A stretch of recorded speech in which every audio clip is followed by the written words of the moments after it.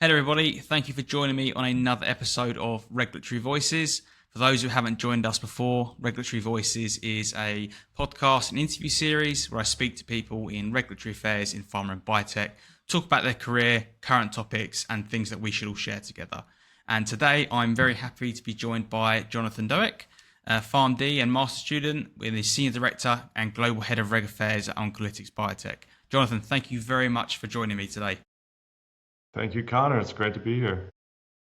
Before we get into everything, as usual, it'd be great if you give everyone a bit of a high-level overview of your background, kind of your career and what you're doing currently. Yeah, absolutely. You gave a little bit of a taste, but I'll say I'm a PharmD graduate from Temple University in Philadelphia. I'm originally from Brooklyn, but now I live in LA, where I started my career. I had my first career role at Amgen in ad promo, and then moved to clinical strategy and regulatory affairs.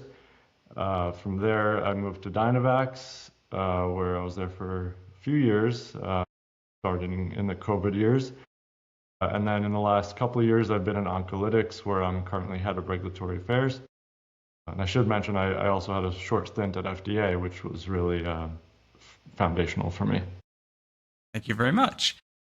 One thing I wanted to start with, as usual when I speak about people's careers, and one thing that was unique to you, you were telling me about, you were studying pharmacy, but you realized quite early that you were drawn to this bigger picture impact of drug development and the industry.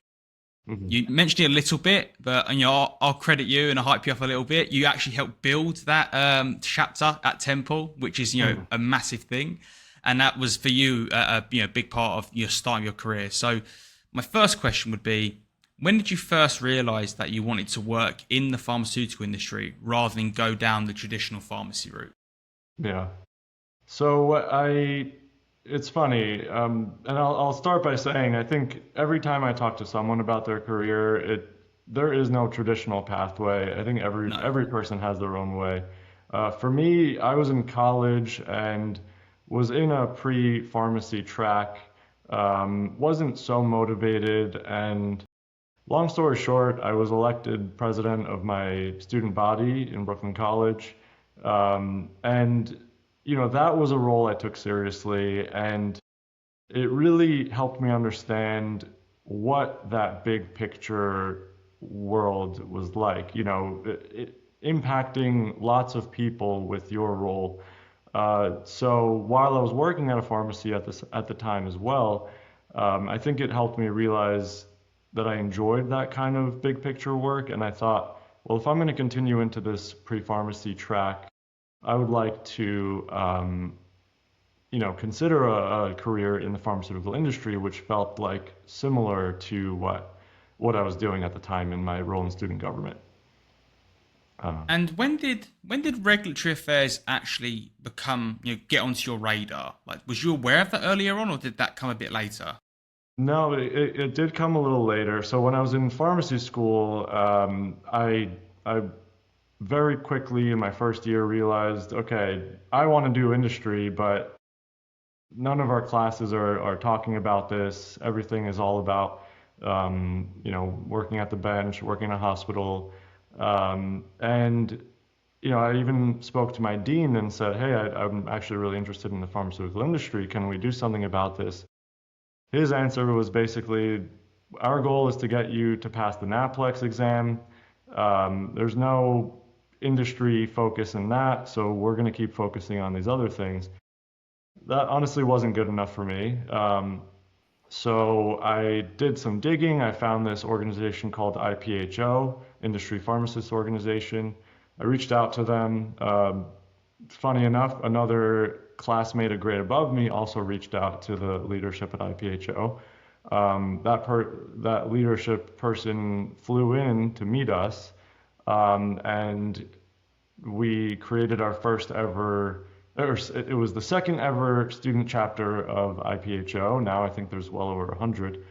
And that was really huge because what we did with that chapter was bring in different voices from all sorts of backgrounds in industry, and A couple of them were regulatory affairs people, so we got to understand what they did. And then it got to the point where our dean saw that, well over a quarter of our student body was part of IPHO and interested in this. So he actually made some changes, and by my third year, he created this track where you can take drug development classes and basically graduate with a master's in regulatory affairs and drug safety. So, a lot of people were involved, and I think hearing the stories from people who came in, as well as taking some classes in that field, helped me realize this is the role for me. Following on from that, obviously you did help co-found that chapter at Temple University. And it was definitely a time, as you explained there, where industry routes were not as visible compared to how visible they are now. Mm-hmm. What did that experience teach you about creating opportunities rather than just waiting for them? Mm-hmm. Yeah, it was it was an interesting time. I feel like I was very self-motivated at that time, and hopefully I still have some of that spark. But I think the one thing that solidified in my mind is beginning with a goal in mind. My goal at the time was I want to get into the pharmaceutical industry. I knew nothing about the pharmaceutical industry, but I wanted to get in there. And as you have that goal and stick with it, you start to realize what things fall into place. And, how it worked for me at least was I was able to learn about the different fields, start selecting which options made sense with me, choosing my own interests and skills to hone in on what a pathway to industry would look like for myself. And I think that's something that I still hold true to me today. I think, in the industry, you have to have a goal in mind when you're developing a product, marketing a product. You need to have those goals, and once you know what you're striving for, you can start parsing through the process of how to get there. How important was it to hear directly from people already working in the industry at that time? Because as you said, you didn't know how to get there, and you didn't know anything about it. You just wanted to be there. Mm-hmm. It was wildly important. There's no sugarcoating it. Every story we heard, kind of like the story I'm telling now, it just helped me realize there is no one direct pathway to the industry. And even within the industry, there's so many things you can do. I think as a PharmD, you are pre-equipped with so many skills that are fit for purpose in the industry. And until you actually hear those stories, until you understand what's available to you, it's hard to say, oh, I want to be in medical affairs, I want to be in advertising and promotion. These things are not available to you. It is somewhat of a black box. So having access to people who are in the industry and hearing their stories, hearing what they do, I don't think I'd be in the industry without that. I want to, dig a little bit more into your story, because I remember you were telling about you were applying for these fellowships, which we now hear and see a lot more about. And you got close, and like many people, it didn't quite work out. So that wasn't ultimately the route that worked out for you. How did you deal with that at the time? And what would you say to people who feel fellowship is the only way into industry? Mm-hmm. Yeah, I won't lie. It was really difficult to get to that point. I put so much of my time, energy, and focus into that specific goal of get a fellowship. With IPHO, beyond going into the interviews at mid-year. Every year there's a mid-year conference for pharmacy students, and they have these fellowship interviews. Almost every major pharma company has some sort of fellowship available. And I was a finalist for 5 different companies, flown out to different places, drove to different places, and I felt confident I will get one of these five fellowships, and unfortunately, it didn't work out for me. But in that process, I think I interviewed with 40 individual people.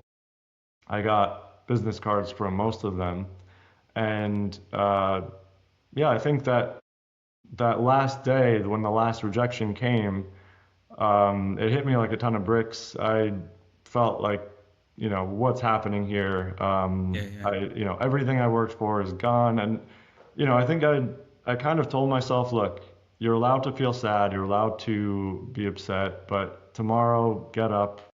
Your job's not done here. Um, and, from that moment on, my strategy shifted. It was, okay, start reaching out to these people I interviewed for, start looking into other opportunities, entry level jobs, start applying. And then, one person that I reached out to, one of those business cards, uh, was, very, she's actually a major part of my life today, but she helped me get in contact with someone at Amgen who was hiring an entry level position, and turned out to be the best possible outcome, and I'm very happy it worked. I was to say, looking back, are you glad that your route kind of worked out that way as opposed to getting into one of those fellowships? Do you think that was the best thing for you? Yeah, I mean it's funny because when I was at Amgen, I was starting at the same time as people I interviewed alongside and as fellows, and there were two or three fellows at Amgen, um, and we were friends going into our first years at Amgen, and they were on their track, I was on mine, and they were different, and I think there were a lot of differences in how things were happening. That I could see the benefits of the fellowship because you have access to senior leadership. You have, you're basically given these great opportunities, and but they definitely deserved it. They earned that role. And then I had my own pathway where I had my foot in the door in ad promo, which again I wouldn't trade for the world, even though it wasn't the career that I ended up sticking with. I ended up pivoting to clinical strategy, but just going through my own hurdles to get to where I am today, I think was huge for my own personal development, realizing, okay, I need to make my own pathway. I'm not going to have that access, but I can still work towards um, getting to those same places that these other people are going. And you've mentioned a few times about how important that mentorship was to you. Um, and obviously, you said you mentioned had several for your career. What is it those mentors actually did for you that made a real difference? Mhm. Yeah, no, mentorship is definitely something that's a huge uh, part of my career growth. When I was still in pharmacy school, my pharmaceutics professor was my mentor, and I would finish tests early, and I would go to his office and just chat. Sometimes about music and sports, sometimes about the pharmaceutical industry, hearing about Hmm. his career, what it takes to get there, and just hearing his um, ideas of what it takes, explaining to me what that world looks like. It just helped uncover that black box a little bit before I started my whole process of getting into it. And then in the industry, this person that I mentioned who helped me get a role, just being able to meet with her for coffee occasionally, see what she was doing, have her tell me what she thinks I should be doing to help achieve my goals. Um, it's very, very important. I think for someone early in your career, that's something that's very important. And, actually, it's funny. At Amgen, I was actually part of this employee service group, ESG. I can't remember what the S stands for, but it was for young professionals, and I actually led a mentorship program there, which we pulled in VPs and executive directors from all sorts of fields, and we paired them with new hires, young people early in their profession, and I personally met with a few different people, and I still keep some of those lessons that they've told me in those coffee chats with me today, and it's there's something about hearing straight from the source of someone who's been in the industry for 20, 30 years is, that is those golden nuggets are hard to come by. It's one of those things where you can't go on any sort of success video on YouTube or anything about how to build your career without people saying how important networking and mentorships is, right? What would your advice to be to people who want to build those relationships but are worried about feeling too transactional? Because there's not exactly anything to teach people how to do that. Mhm. Yeah, it's funny. I think there is a sense of almost, when it's a new mentor, when it's someone you're meeting for the first time, but the idea is this is a mentorship. Say it's a program, say it's you just reached out on LinkedIn or something like that. Hey, I just want to have a call. You're almost taking a leap of faith, and what I've learned is 9 times out of 10, if that person is willing to talk to you, they're willing to give you their real, true advice and feelings. They're not there as a check the box exercise. They're not there as a, oh, who are you? They really want to help. And I truly believe that should help push aside the imposter syndrome that I think some people might have earlier in their career. Um, the industry is a very small place. It's a small world with not that many people in it, and I think for the most part, people do want to help each other out. And Mm-hmm.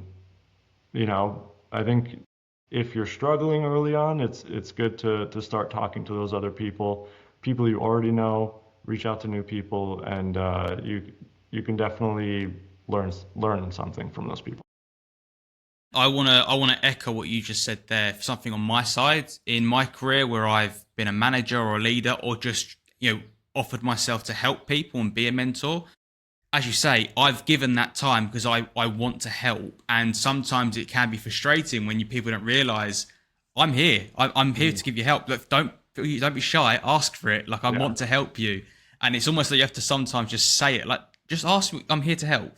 So if someone is, as you say, if someone's giving you time, use it. They yeah. are interested. I want to kind of pivot a bit more towards people who are coming through. I mean, we won't linger too much on it, but for someone who's a PharmD or a scientist now and they want to get into regulatory, what advice would you give them, and what do you think they should learn first? Mm. Yeah, I think for someone who isn't yet in the industry, uh, I think start looking into certain FDA presentations. There's advisory committee meetings that are free to the public to listen into that happen periodically. They're all on a schedule. Um, if you have some sort of idea that you're interested in drug development, do some research, look into what an IND is, investigational new drug application, which is it's basically a huge folder with many documents in all sorts of um, modules, administrative, non-clinical, clinical, chemistry, manufacturing, and controls. Learn what a protocol is, understand what a clinical trial is looking to do, and then the phases of development. There's early dose finding, safety, and then um, confirmatory safety studies, and then efficacy studies. Um, Look at a drug label, look at a prescribing information, see what's in there. I think for a pharmacist, this is something that's more innate because you are doing that.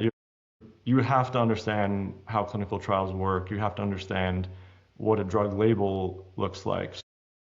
Regulatory kind of pieces that all together. What are all the studies you need to get a drug approved? I think it's might be a little difficult to do on your own, but look for classes. There's definitely Temple University is a huge resource. They have a master's program in regulatory affairs with really good classes on introducing you to that field. And otherwise, just talk to people in the industry. There's many people who are willing to help.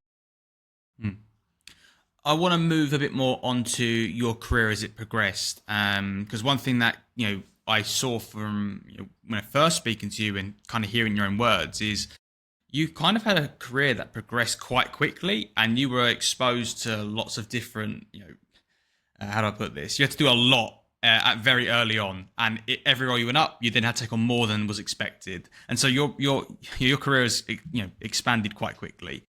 At Amgen, you had the structure of a large company. Dynavax, you moved into a smaller environment where there was far more reg strategy, ad promo, CMC labeling, all of these things, right?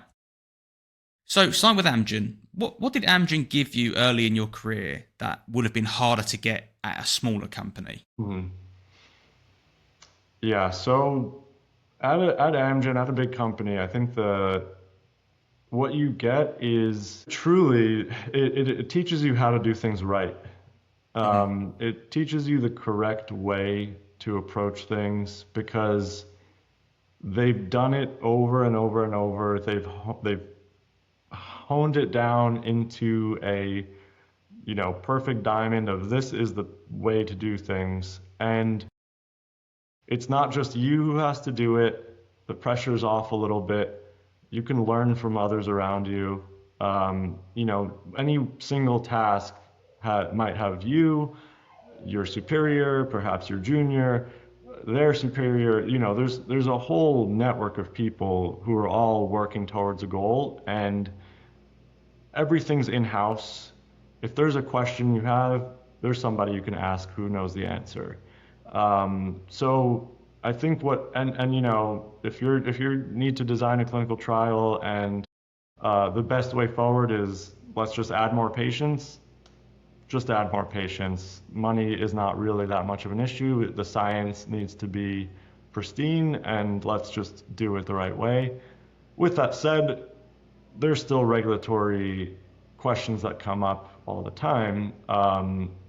But I think just having those resources around you it's literally thousands of years of regulatory experience, and beyond regulatory, it's just the clinical development knowledge base is so vast that you can learn a lot. And so my 3 or so years there, I just tried to learn as much as possible. I don't think I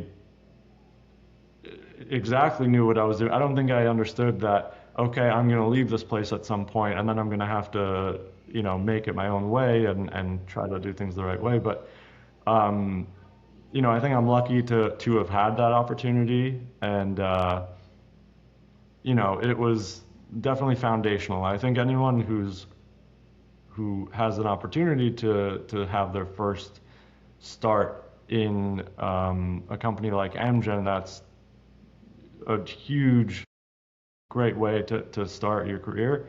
One other thing I would say is a benefit of Amgen is they actually do encourage people to explore other avenues. If I met one person who changed their career 7 times within Amgen. They took 7 different roles in different fields completely within one company. And that's just not something that's available in every company. I was able to change my career once in Amgen, and I'm hugely grateful for that. But, I think those are opportunities that a big company can offer. From my side, obviously working in recruitment, in regulatory, I frequently find myself speaking to people who are in a big company and want to go to somewhere small, and they might have been there for like 1 year or two, and they want to, I want to be more hands on. I want to do all these things here. And my question to you is, following everything you just said there, do you think early career regulatory professionals sometimes underestimate the value of the structure that is around them in a big company? I think so. I think so. I think if I made a jump to say Dynavax or somewhere else earlier on, um, I think I would have had a lot less of a solid foundation. Granted, I had my master's in regulatory. I had a decent foundation, but I think once you're actually doing the work, there's nothing that compares to it. And just having that support system around you of people who can check your work, backstops to make sure it's done, QC'd by several different people, repetition over and over and over to the point where you understand what the right thing is. I can't tell you how many cover letters I wrote that were just picked apart, destroyed. Hmm. And when I finally got to Dynavax and started writing my own cover letters, I was like, oh yeah, I know the right way. I understand what needs to be in here, what needs to get this message across to FDA, looking pretty and getting the job done. I don't think I would have the same career if I left Amgen any earlier. Hmm. And so eventually you did leave Amgen and you moved to Dynavax. What changed immediately? What was the immediate impact of that move? Well, I think a key thing was I was ready. I felt like at the point of leaving Amgen, I had almost gotten as much as I possibly could in that level that I was in, a senior associate, um, and I was ready for more. And at Dynavax, immediately I was given more, which was awesome because instead of having that feeling where I'm bottom of the totem pole, I need to check my work with someone else who checks their work, who checks their work. I was immediately given that opportunity to take ownership of my work. If I wanted someone to check it, there was someone there. Otherwise, I was more or less trusted. And just having that was really important for me because I like to move quickly. I like to take on as much work as possible and get things done. And um, this working at a small company kind of gives you that capability because you need to do more work than at a big company. At a big company, you might have a few things on your to-do list.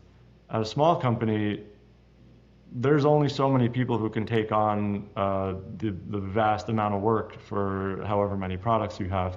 So, I was immediately heading our ad promo review. I was essentially running the whole ad promo department from a materials compliance perspective. And then regulatory strategy, I had my manager, but she looped me in immediately. I was on calls with the CEO. I was working on major projects that I could see the impact to the company, which really excited me, and it was really fun to be able to take on work that was so meaningful. So yeah, it was fun. That must have been like a bit of a full circle moment because we talked about at the beginning, you wanted that big picture, you wanted to understand it. And then once you've gone there, you have all this ownership now. It's quicker, you can take more on, you're less siloed. That must have been the complete circle for you. Yeah, yeah. I would say that first year at Dynavax was just a pleasure. Being able to kind of learn the company, meet all the people, and immediately start making an impact. That was just really, really great. Something that can happen in small companies, though, and something that you found yourself in, is that your leader left. And so it's very common in small companies where people, say senior manager or AD, start taking on a lot more responsibility, which others in more established companies wouldn't have. And so that was a big change. Could you explain what that was like in the moment? Because you've gone from this Amgen structure to Dynavax, where you're loving everything, but you have that support, and all of a sudden a layer's gone. Hmm. Yeah, that was definitely a shock. I mean, it was funny. I got married about a year into being at Dynavax. Came home from my honeymoon, and the first call I had was from my manager, who said, "Hey, just want you to know, I'm leaving in 2 weeks." And I was like, "What? I was happy 5 minutes ago. What are you talking about?" And she was like the best manager you could ask for. Always involving me in whatever she was working on, giving me credit to her colleagues whenever I did something, teaching me what needed to be done, and again, always just doing things the right way. And so when she said she was leaving, it was this huge, scary moment where I didn't know what was going to happen. You know, one nice thing was she convinced her superiors to promote me at that time, so I was given a promotion, and they said they were going to look for a new head of regulatory affairs, and that search took, I think, a year and a half. So in that year and a half, we had certain consultants who were supposed to take on the role of head of regulatory. None of them really worked out, unfortunately, but fortunately for me, I was able to kind of take on this interim head of regulatory role. Again, I had exposure to the CEO, to the president of the company. My interim manager was the chief medical officer of the company, who was just a super genius and a pleasure to work with. And I started that year and a half with a laundry list of different projects and activities that needed to be completed. And when she left, I thought, I'm done for. I'm not going to be able to do any of this. There was so much pressure on me. And I learned a lot. I learned how to ask for resources. I had learned how to outsource a little bit of my work. But at the same time, I gained confidence in myself because slowly, week by week, I was starting to complete some of those tasks and get some of those approvals and start new projects, and really just progress our programs forward in a way that by the time we finally did get a full-time VP as head of regulatory, much of our urgent, scary work that I thought had no chance of being done was now complete, and we can now think about more organizational things like bringing on a new RIM system, things like that. And it was just it helped me understand that I could do this, that I could be a head of regulatory if I really wanted to. How did you how did you handle the pressure of being looked to for answers? As you said there, you come back from your honeymoon, that layer's gone, and as you said, like there was a bit of fear there, and you have to learn a lot of things quite quickly. How did you handle the pressure of being looked to for the answers, whereas you were before you got your answer from someone else? Yeah, I mean, it was definitely tough at times, but I think personally, a part of me enjoyed it. I like being that guy. I like being the person who can solve the problem. I like being the person who can, um, get something across the finish line. To me that uh, is my best work in a way. It's my best way of working when I feel like I'm doing something important. Um, so having that pressure on me was almost like fuel, and it helped me understand that I could do this. And in those cases where I couldn't, it was difficult because, I'm someone who likes to have zero emails in my inbox at the end of the day. I like to make sure Hmm. that everything is complete. And in those first few weeks, months, that was impossible. Every day there was just a pile of things that were left undone.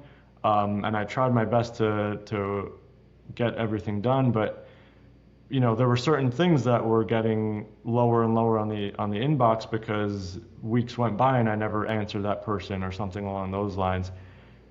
And that's when I learned the beauty of outsourcing and delegation and um, asking your network.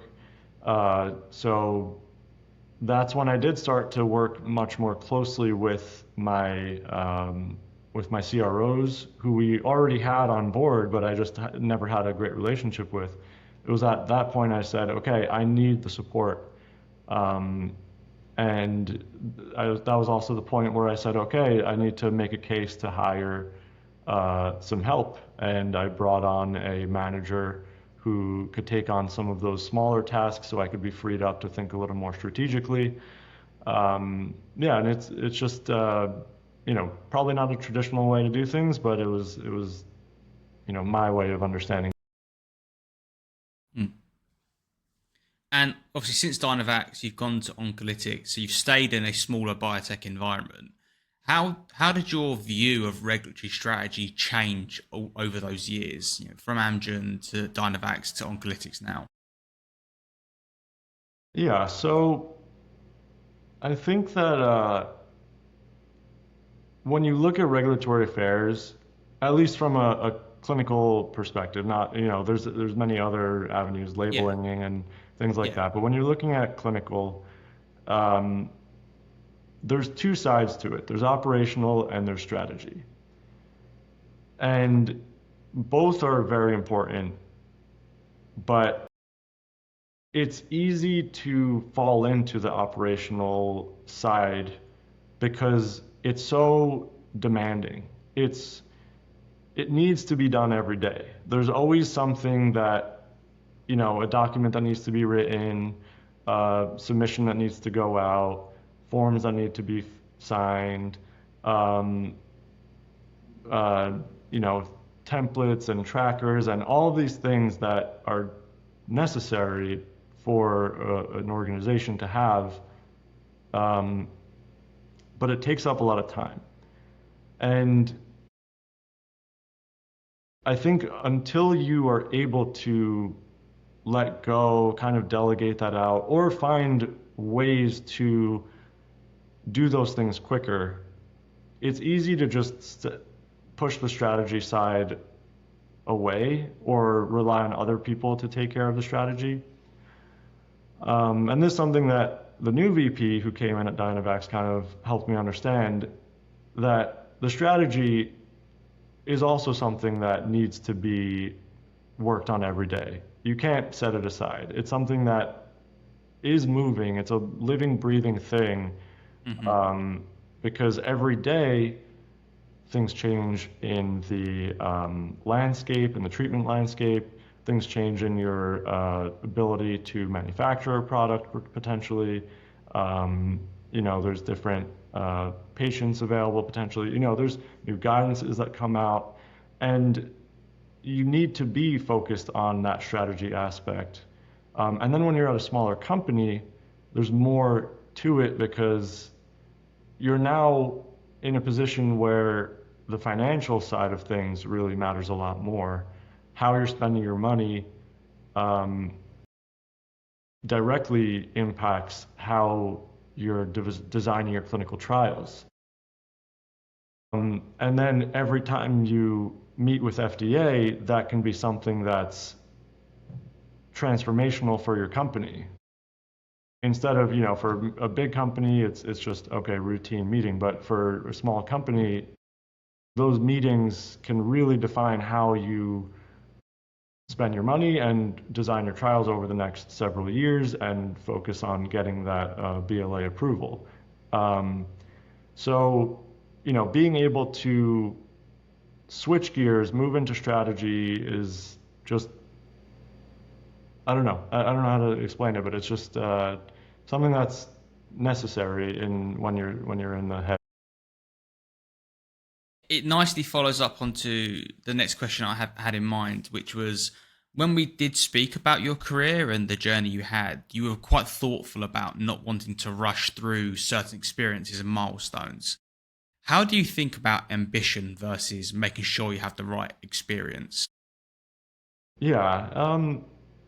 I think I always want to be in the right position. I don't want to be, jumping far ahead and feeling like I'm not capable to do that role. At Amgen, I felt like I was ready for more. At Dynavax, I was given more. I quickly rose, and I felt like it was on par with where I should be. Um, when I moved to Oncolytics, I took on a senior director role. I felt like that was on par with where I should be. And again, I think we talked about mentorship early on, Hmm. and a conversation I had with that pharmaceutics professor at Temple. I remember he told me a news he just heard where one of his students just got promoted to be executive director of I can't remember which company, but a pretty big company of regulatory affairs, and was heading a department. And he was very animated. I was like, "Oh, that's amazing! Congrats! That she was one of your students. That's awesome." And he was like, "Awesome? No, that's not awesome. Do you think she really belongs there?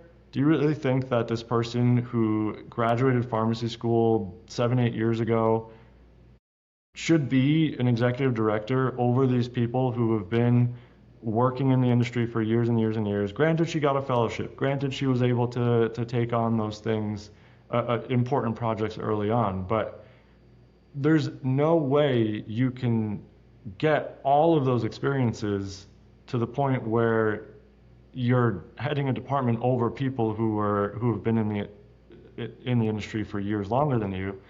And it was kind of confusing to hear at first because I thought, well, what's wrong with that? I mean, she probably has done a good job. She's probably got some approvals under her belt. She's probably deserves it. And while she probably does deserve it, I think over the years I understand what he meant when he said that.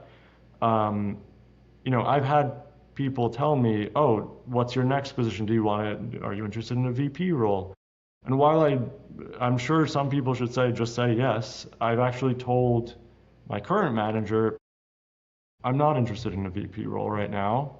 I'm actually much more interested in just getting our product into the next phase. I don't want to focus on personal right now. I feel like I'm comfortable where I am as senior director. Title's not that important to me at this point. What's important to me is how do we get this BLA? Hmm. And I've never had a BLA experience. I've had several supplemental BLAs. I've had overseas approvals. I've had a nice amount of INDs. But just getting those major experiences alongside those uh, small experiences that I think that are necessary to progress, it's really important to me. And I guess I'm lucky because I am comfortable where I'm at. I think eventually I will want more, but I want to just check those boxes, make sure I'm ready for those next steps.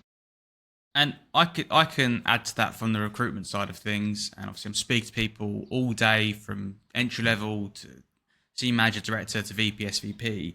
And the things that really matter is what have you done during each of these, these 5-year increments, and going, as you say, going for these milestones, saying, look, you could give me a VP. I just want to get this BLA done. Those things matter because when you do, as you go up, you need to have these big achievements or at least these milestones underneath your name as opposed to just being a part of it, or like you said, the supplemental pieces. Because if most people want to get to that bit where they are the leader, and you need to have been through that journey, the highs and the lows of it. And I think unfortunately, I think over the last few years, there was a lot of moving around, and there was a lot of tighter inflation. And what that did was muddy the water in terms of what do we expect from a senior manager, a director, or a VP now. I think there was a shift in that, given to just what the market was like. But I think it's a very valid point. And I think Something I want to. sorry, I Go think on. just to follow on that, I think you made a good point there where when you're interviewing people, you can almost tell, were you leading this or did it happen and you were there? Because Mhm. many people will write the same exact line, got a BLA approval, something along those lines. But you can talk to someone for 5 minutes and understand, oh, I was just part of the process versus, no, this is exactly what I did to get us there. Yeah, And yeah. I just, yeah, I think that's something that everyone should understand. Interviewers will know exactly where you fit in. So just keep that in mind. I want to take the last bit of conversation somewhere a bit more technical, something that a few people have mentioned before, and I wanted to talk about the contribution of components in oncology combination development. And I think the value for the audience is more around the broader concept, why this issue exists, why it can be difficult in modern oncology, and how companies can think about it earlier. So my first question to you is at a high level, what does contribution of components mean in oncology development? Sure. Yeah, and thank you for that. So contribution of components is kind of exactly that. It's when you're working with a combination of two different or more different products to treat a disease, generally in oncology, um, you need to discern how each of those components are contributing effect. Um, so you could have there's a possibility that you have two drugs treating a disease, and one of those drugs is doing the lion's share of the work and contributing most of the efficacy, while the other one might not actually need to be there, and you could potentially just give a single drug and get the same effect or similar. The issue with not doing that assessment is you could be giving somebody two drugs and you're getting adverse events from both of those drugs and only getting efficacy from one of those drugs. I think that's the concern that FDA has, which is a very valid concern. With that, every time you're combining products, you almost have to have some sort of assessment to understand that. And what is it about traditional design expectations that become challenging in modern oncology combinations? Yeah, so there's many different types of cancers. There's many subtypes of those many types of cancers, and there's many treatments which will work in those cancers in different lines of therapy. So you're really talking about a very multi-stratified treatment landscape for nearly every type of cancer. Um, Most of those cancers happen to be rare diseases. So when you're looking at a cancer type that has, say, 50,000 people in the country who have it, and you're talking about, say, third line treatment, that means you have 50,000 people. Most of them will have received the first line regimen, which probably was a combination. Less of them will have received the second line regimen, which sometimes there's multiple options in that second line. And now say you're studying a third line option and you have your product, you want to combine with another product. You now have a very small number of patients that you're treating. And that means to recruit for that study, you need to have a certain number to actually get statistical significance, but it's going to take a long time to get those patients. And now you're saying, I need to have a randomized trial, which again makes sense, but say a randomized trial is my combination versus a standard of care. For FDA, they might say, it's not enough for you to only randomize those two arms. You'll need to have another arm to assess the contribution of components between your two drugs. So that means having another arm, which further dilutes your patient pool, just to assess whether the combination is meaningful or if any one of those two drugs is meaningful. So it just becomes a really complicated exercise for some of these rare diseases.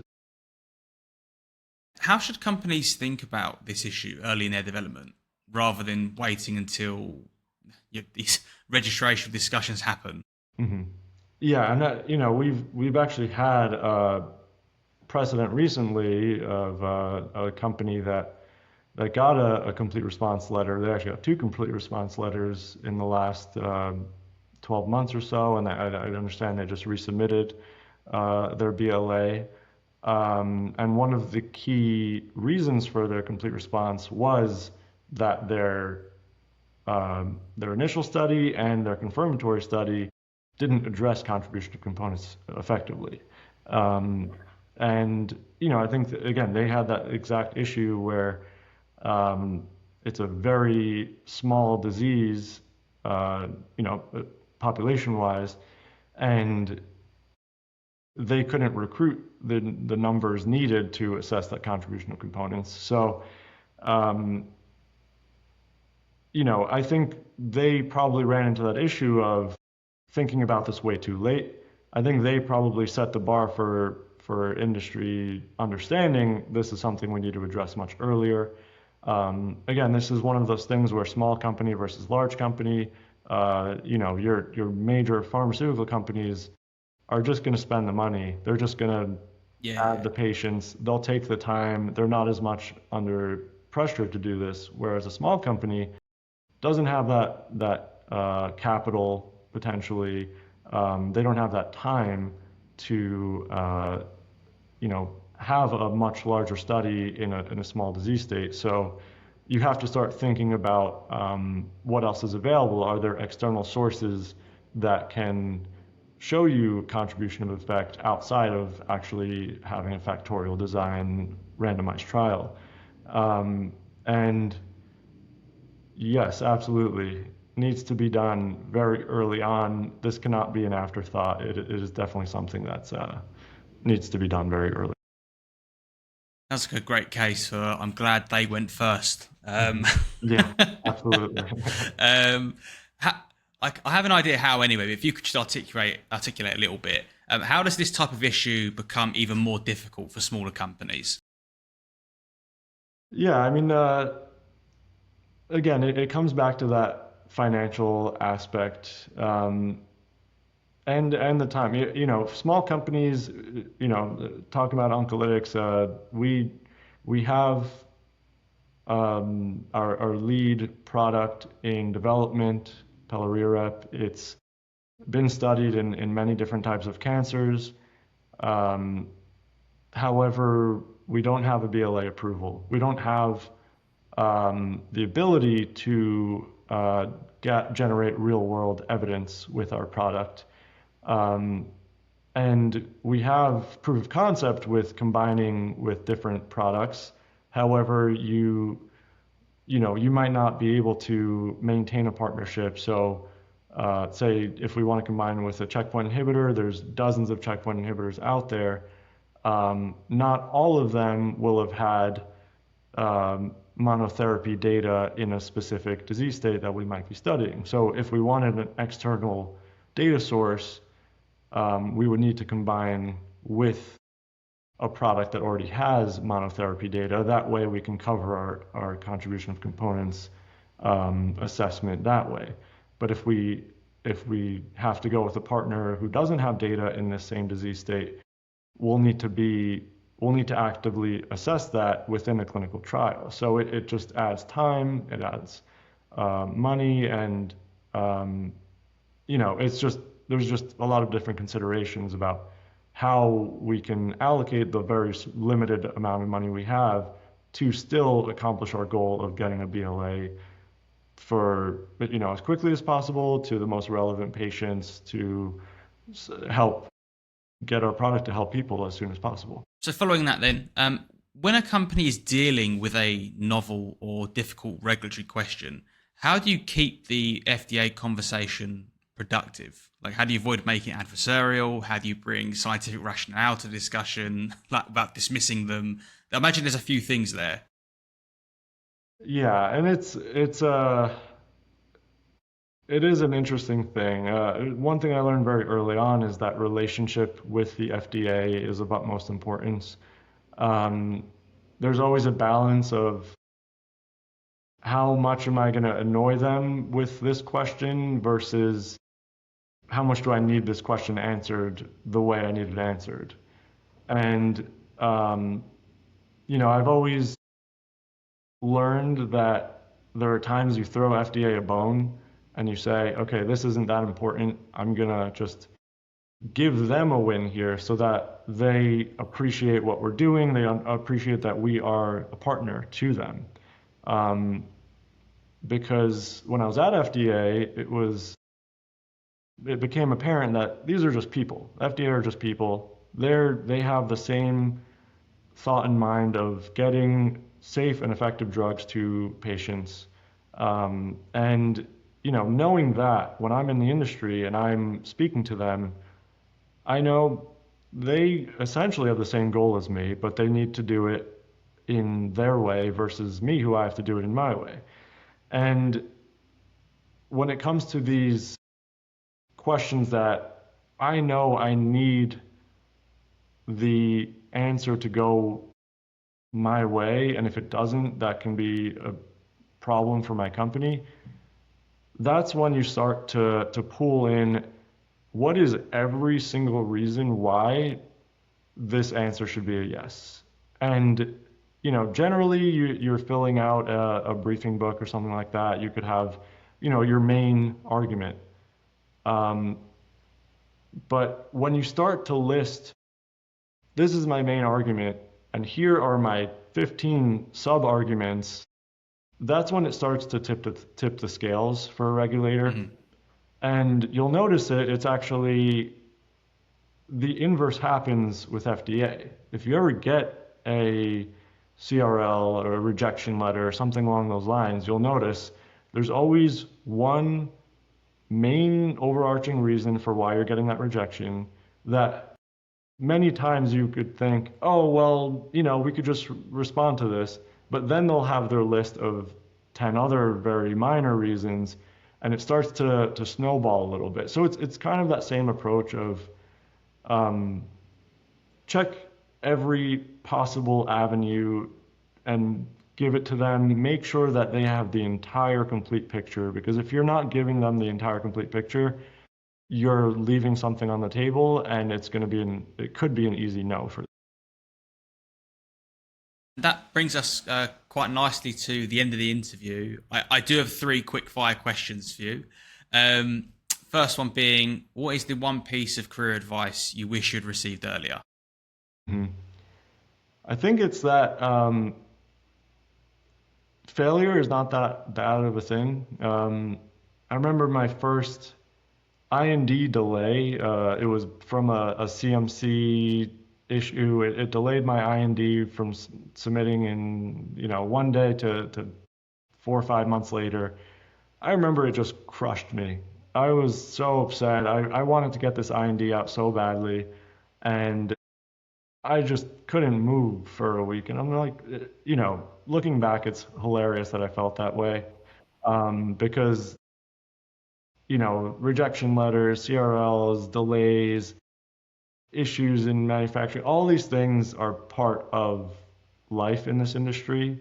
Um, it's all about how you navigate it after that. So, failure can be a good thing, but it's just they're all learning experiences. If we were to have this conversation again in 10 years, what do you think would have changed the most in regulatory? Um, I think the FDA is evolving every day. I think the industry is evolving every day. I think, you know, at the same time, the benefit risk ratio is probably not going to change. I think the bar to get a drug approved is not going to change all that much. I think realistically, there's going to be a lot of new exciting products. Now that we have AI, hopefully that helps improve the way we develop new products. But I think you're just going to be in a position where our drugs are very highly effective, and there might be a very collaborative nature where partnerships are becoming, they already are a norm, but I think it's going to be a very much the norm that companies are going to be kind of almost sharing products between them to get patients the best possible care. Lastly, what part of regulatory still excites you the most? I think it's still that FDA interaction, whatever it is. There's so many different types, but just being in contact with the agency, whether it's a quick fire email or a meeting, whatever format of meeting there is, and then ultimately your submission package for filing, and all of those requests for information. Obviously, some people dread those requests for information, but I think that's some of the best part of it, because that's when you can really hone in, get your team together, focus, and make sure that you have the best possible response and just keep your ball rolling. That's always fun for me. And Jonathan, thank you very much for taking the time to join me today and share your experiences with the community. Yeah, thank you, Connor. It's been a great hour, and great to get to know you in our previous call and this one as well. Thank you again. Appreciate it. And for anyone who's watching or has any questions or thoughts on the discussion, feel free to leave them in the comments or reach out to Jonathan and engage with him directly as well. But until the next show, see you soon.